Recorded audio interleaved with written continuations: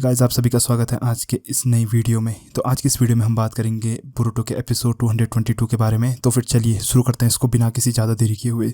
Episode 222 की शुरुआत में हम देखते हैं कि साई सबको इंस्ट्रक्शन देता है कि अब तुम्हारी 1v1 फाइट होगी। साफ और सीधे शब्दों में कहा जाए तो तुम सबको एक दूसरे को कूटना है, मारना है। साई की इन्हीं बातों को आगे बढ़ाते हुए शिकामारु कहता है कि तुम में से आधे लोग ही चुनिन बन पाओगे, क्योंकि हम केवल उन्हीं को ही चुनिन बनाएंगे जो इस बैटल में जीतेंगे। साफ और सीधे शब्दों में कहा जाए कि तुम में से केवल आधे लोग ही चुनिन बन पाएंगे, जिसे देख करके सभी स्टूडेंट्स काफी ज्यादा पैनिक कर जाते हैं। और जो लोग शारदा देती है बोरुटो को देख करके, सच में वो देखने लायक था, क्योंकि वो भी जानती है कि कहीं ना कहीं कंपटीशन हमारा केवल रह जाएगा तो बोरुटो उजुमाकी से ही, क्योंकि बाकी तो सबके सब लल्लू लाली हैं। शिकामारु की इन बातों को सुन करके इवावे कहता है कि यार अभी तो मुझे लगा कि हम सब लोग चुनिन मर गए हैं, लेकिन तुम लोग तो हम सबको आपस में भिड़ा रहे हो। इवावे की इन बातों को सुन करके शिकामारु कहता है कि तुम्हें क्या लगा कि मैं तुम लोगों को हम तुम लोगों को इतने आसानी से चुनिन बनने देंगे? ये इतना आसान भी नहीं होता जितना तुम लोगों को लगता है। फिर आगे बोरुटो कहता है कि यार काफी ज्यादा निर्दय तरीका है चीजों को करने का। तभी पीछे से एक आवाज आती है कि मेरा एक क्वेश्चन है। और जब कैमरा पीछे जाता है तो हमें दिखता है कि वहाँ पे एक छोटा ककाशी है जो पूछता है कि कृपया करके आप हमें ये बता दोगे कि हमें किससे लड़ना है। तो शिकामारु छोटे ककाशी के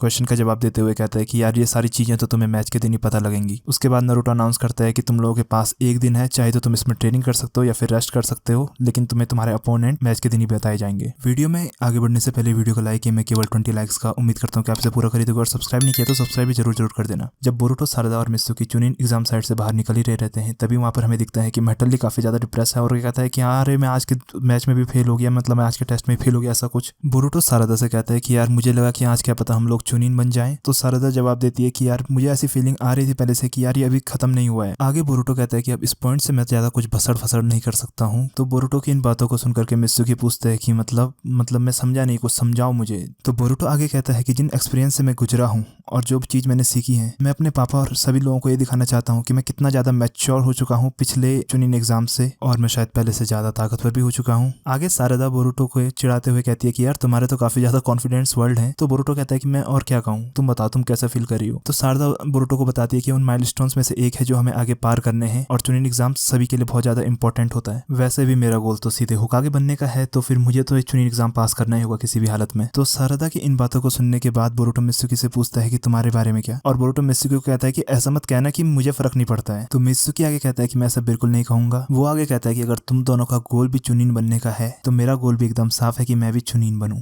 आगे बोरुटो कहता है कि यदि टीम 7 की आपस में फाइट हो कंपटीशन के दौरान तो प्लीज पीछे मत हटना। तो बोरुटो की इस बातों को काटते हुए शारदा कहती है कि कोई कहने की बात है, और बिल्कुल भी बुरा मत मानना अगर मैंने तुम्हें हरा दिया या फिर तुम मुझसे हार जाओ तो। आगे मित्सुकी कहता है कि मैं तो यही चाहता हूँ कि हम तीनों के तीनों चुनिन बन जाएं। उसके बाद सीन सीधे शिफ्ट होता है अगली सुबह में। अगली सुबह हम देखते हैं कि कावाकी बोरुटो से पूछता है कि भाई तू कहाँ जा रहा है इतना तैयार होकर के। तो अपना बोरुटो आंसर देता है कि यार मैं जा रहा हूँ मित्सुकी के साथ ट्रेनिंग करने। तो कावाकी पूछता है कि क्या शारदा भी वहाँ आ रही है? तो वो कहती है कि नहीं, शारदा वहाँ नहीं आ रही है, वो सासुके सान के साथ ट्रेनिंग कर रही है, जबकि ये बहुत खराब है क्योंकि सासुके सान को मैंने अपना मास्टर बनाया था और वो अब केवल उसी के साथ ही टाइम स्पेंड करे, मतलब उसी के साथ ही ट्रेनिंग कर रही है, जिससे मैं काफी ज्यादा इनसिक्योर हूँ। साफ और सीधे शब्दों में कहा जाए तो बोरुटो ने ऐसा कहा। तो बोरुटो कावाकी से कहता है कि चलो तुम नहीं आ रहे हो ट्रेनिंग करने। तो कावाकी कहता है कि नहीं, ये चुनिन फुनिन मेरे सर के ऊपर से जा रही है सारी बातें, मैं यहाँ पे नहीं आऊँ और मैं सोने जा रहा हूँ चुपचाप से, और बोरुटो भाई अपनी बेइज्जती मत करवा देना। उसके बाद बोरुटो ट्रेनिंग ग्राउंड की तरफ निकल जाता है। अगला सीन शिफ्ट होता है सीधे इवावे और डेंकी की तरफ, जहाँ पर वो दोनों आपस में बात करे रहते हैं कि मेटली का भार होना उसके लिए काफी ज्यादा डिप्रेसिंग है, और इवावे को आगे बताता है कि शायद जैसा मैंने सोचा था कि हम दोनों ही ट्रेनिंग के लिए जा रहे हैं तो वही जा रहे रहते हैं आगे पे। तभी उन दोनों को सरप्राइज करते हुए मेटली वहां पर पहुंच जाता है। वो कहता है कि मैं चाहता हूं कि तुम दोनों में से कोई ना कोई चुनिन जरूर बने,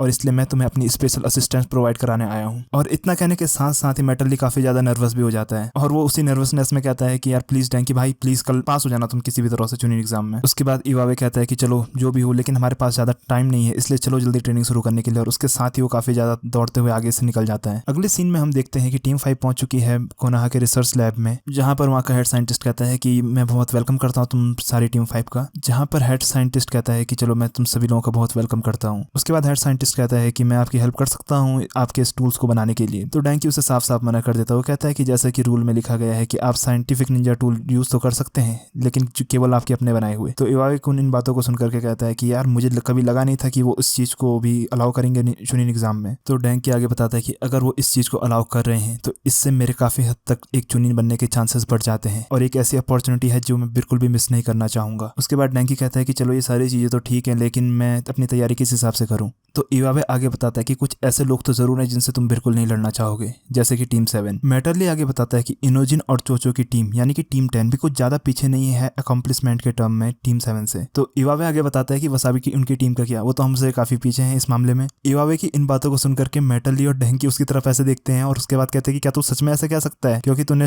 टुसाकी की तलवारबाजी नहीं देखी क्या। डैंकी आगे बताता है कि टीम 25 से छोटा ककाशी भी है, मतलब होकी है उसका नाम, और उसके बारे में हमें कुछ ज्यादा पता नहीं है। और उसके साथ ही वो ब्लैक एंड बुक ऑप्स के साथ ट्रेनिंग करता है और मिस्टर साई उनके शायद हेड इंस्ट्रक्टर हैं। आगे हम देखते हैं कि तभी वहाँ से लैब इंस्ट्रक्टर आता है और वो कहता है कि यार तुम लोगों का लैब एकदम पूरा तैयार है, तुम आकर के टेस्ट कर सकते हो। तो उसके बाद मेटरली कहता है कि यार मैं तुम्हें आज अपनी पूरी ताकत दिखाऊंगा जो मेरे को पता है। उसके साथ ही हमें दिखाया जाता है कि दीवार पे एक बहुत बड़ा छेद है और वो इस तरफ डैंकी है। उसके बाद हमें कुछ नहीं दिखाया जाता, मतलब एक मिस्टीरियस वेपन है जो हमें शायद चुनिन एग्जाम में ही रिवील किया जाएगा। और उसके बाद इवावे कहता है कि हम में से शायद जिसके सबसे ज्यादा चांसेस हैं एक चुनिन बनने के, तो वो केवल डैंकी है। उसके बाद अगला सीन जाता है सीधे बारबेक्यू नेशन की तरफ, जहाँ पर चोचो एकदम ठूस रही रहती है दबा करके और सिकादाई वहाँ पर उन सबको लेकर के आया रहता है। तो वो कहता है कि यार हमारे पेरेंट्स भी यहाँ पर आते थे और वो यहाँ पर कुछ इंपॉर्टेंट डिस्कस करते थे, लेकिन वहाँ पर तब तक चोचो ऐसे खड़ी रहती जैसे कई टाइम से भूखी हो। और ये सब देख करके इनोजिन काफी ज्यादा फ्रस्ट्रेटेड हो जाता है और उसके बाद वो कहता है कि इसको रोकने का केवल एक ही तरीका है, सिकादाई तुम मेरी बॉडी की केयर करना।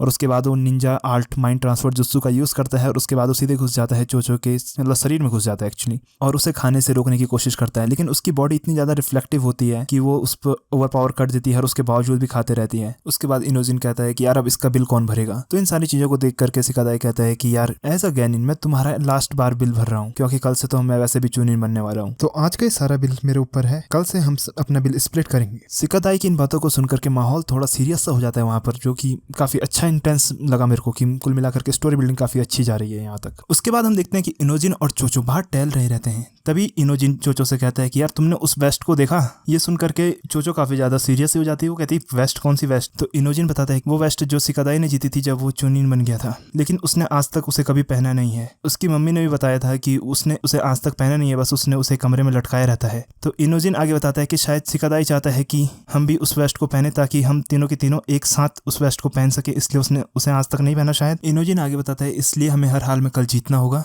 उसके बाद अगला सीन जाता है सीधे साई की तरफ, जहाँ पर वो एक जंगल में एक सीक्रेट मीटिंग कर रहा रहता है अपने चेले चपाटों के साथ, जहाँ पर वो अपने दो चेलों से कहता है कि यार तुम दोनों ने तो मेरे नाक मिट्टी में मिला दिया, तुम लोगों से मुझे ऐसी उम्मीद नहीं थी। तो साई के दोनों चेले कहते हैं कि ऐसी कोई बात नहीं है गुरुजी, आपके लिए हमारा छोटा ककाशी चुनिन बन के दिखाएगा। फिर सिकादाई उनसे पूछता है कि तुम इतने कॉन्फिडेंट कैसे हो इसको। फिर आगे सिकादाई कहता है कि तुम इस बात को लेकर के इतना ज्यादा कॉन्फिडेंट कैसे हो सकते हो। तो छोटा ककाशी कहता है कि जो आपने हमें ब्लैक एंड बुक ऑप्स की ट्रेनिंग में सिखाया है हम उसका पूरा इस्तेमाल करेंगे। और आगे छोटा ककाशी कहता है कि मैंने अपने इमोशंस और अपनी फीलिंग्स को इस मास्क के पीछे छुपाना अच्छी तरह से सीख लिया है। उसके बाद साई आगे कहता है कि मेरी नजर तुम पर कल रहेगी। उसके बाद अगले सीन में हम देख सकते हैं कि वासाबी और टुसाकी आपस में ट्रेनिंग कर रही हैं, जहाँ पर टुसाकी वासाबी से कहती है कि भाई अपने इन बिल्ली के पंजों को यूज करना बंद कर दे, क्योंकि हो सकता है कि कल तू इसका यूज ही ना कर पाए जहाँ पे हमें मैंने इसकी जरूरत है, क्योंकि तू आज ही अगर इतना सारा चक्रा यूज कर लेगी तो कल तेरे को बहुत ज्यादा आफत आएगी इस सारी चीजों को यूज करने के लिए। वो कहती ये सुन करके वासाबी भी काफ़ी ज़्यादा परेशान सी हो जाती है और उसके बाद वो कहती नहीं ऐसा नहीं है, लेकिन उसके तुरंत बाद ही वो बेहोश होकर नीचे गिरने वाली रहती है कि टुसाकी उसे पकड़ लेती है। उसके बाद एक उड़ता हुआ परिंदा ऊपर से आता है और वो टुसाकी को एक मैसेज देके चले जाता है, आगे बढ़ जाता है मतलब। लेकिन कुल मिलाकर के जो खौफ है वो बोरुटो और शारदा का इन सभी लोगों में इतना ज़्यादा है कि वो हर बार यही बात करे रहते हैं कि काश हमारी लड़ाई बिल्कुल भी शारदा या बोरुटो से बिल्कुल भी ना हो। उसके बाद अगला सीन सीधे कैफेटेरिया पर है, जहाँ पर वसाबी और टुसुकी और उसकी एक दोस्त जिसका नाम मैं नहीं जानता हूँ, ऑनेस्टली मैं नहीं जानता हूँ उसका नाम, वो लोग आपस में डिस्कस करे रहते हैं कि इस पेपर में क्या लिखा है, मतलब उस मैसेज में क्या लिखा है। तो टुसाकी बताती है कि ये लैंड ऑफ आयरन से आया हुआ है और वो चाहते हैं कि मैं अपनी पोजीशन को रिक्लेम करूं एज अ लीडर। जिसे सुनने के बाद वासाबी और वो दूसरी लड़की बहुत ज़्यादा डिप्रेस सी हो जाती है कि उनकी सबसे स्ट्रॉन्गेस्ट वॉरियर उनके साथ नहीं रहेगी अब। लेकिन वो कहती है कि ऐसी बात नहीं है, मुझे वापस तो जाना है, लेकिन मैं चुनिन एग्जाम पूरा करने के बाद ही जाऊँगी, क्योंकि बात ऐसी है कि मैं दिखाना चाहती हूँ मेरे लोगों की मैं कितनी ज़्यादा पावरफुल बन चुकी हूँ जब मैं यहाँ से गई थी और जब मैं वापस लौट रही हूँ। और ये मेरे लिए भी एक बहुत प्राइड की बात होगी कि अगर मैं यहाँ से चुनिन बन के वापस निकलूँ तो। उसके बाद उस कैफेटेरिया में एंट्री होती है इवावे कुन की, जो वासाबी उनको चिढ़ाते हुए कहता है कि यार कहीं तुम कल के मैच के लिए डरे हुए तो नहीं हो भी बिल्लियों। उसके बाद वासाबी भी इवावे को चिढ़ाते हुए कहती है कि यार तुम्हें पता जो वेस्ट है ना चुनिन की, वो तुम्हें शायद कभी नहीं मिलने वाली है। उसके बाद उन दोनों की आपस में कहासुनी सी हो जाती है, जिसे देख करके टुसाकी उनकी तरफ आगे बढ़ने वाली रहती है, लेकिन तभी डैंकी उनको शांत करवाता है। वो कहता है कि यार भाई हम यहाँ पे लड़ने के लिए नहीं आए हैं, चुपचाप अपना खाना पीना खा लो, जो खाना है तुमको, मतलब स्नैक्स जो भी है, और हम वैसे भी एक रेस्टोरेंट के अंदर हैं तो प्लीज इस चीज को कंसिडर करो। ये सुन करके वो सभी लोग शांत हो जाते हैं और उसके बाद रासुकी डैंकी की तरफ देखती है कि भाई तुझे क्या हो गया।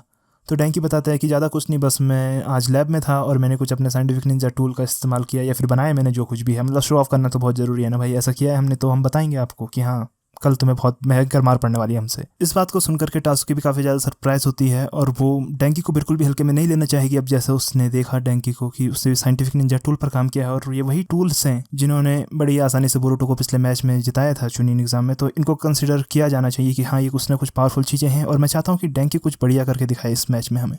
अगले ही सीन में हम देख सकते हैं कि सासुके और सारदा उसी झरने के पास हैं जहाँ पर उसने चिदोरी सीखी थी। तो वो सासुके से कहती है कि पिताजी हमें कुछ एडवाइस दीजिएगा। तो सासुके बताता है कि जिस एज की तुम अभी हो उस हिसाब से तुम मुझसे काफ़ी ज़्यादा स्किल्ड हो, लेकिन एक बात जो मैंने बोरुटो को भी बताई थी वो मैं तुम्हें भी बता रहा हूँ कि एक शिनोबी को हमेशा तैयार रहना चाहिए। तो ये सुनकर के सारदा सरप्राइज होकर पूछती है कि प्रिपेयर्ड से आपका मतलब पिताजी? सासुके आगे बताता है कि मैं हमेशा तैयार रहता हूँ जब भी मैं किसी बैटल में जाने वाला रहता हूँ। फिर सासुके आगे बताता है कि जैसा कि तुम्हें पता है कि पिछली लड़ाई में मैंने अपना रिनेगन खोया जो कि मेरे लिए एक बहुत बड़ा पावर सोर्स था, लेकिन मुझे इस चीज़ के लिए कोई भी अफसोस नहीं है। तो ये सुनकर के सारदा उससे आगे पूछती है कि क्या तुम हमेशा से तैयार थे इसलिए तुम ये सब कह रहे हो? तो सासुके मुंडी हिलाते हुए कहता है हाँ।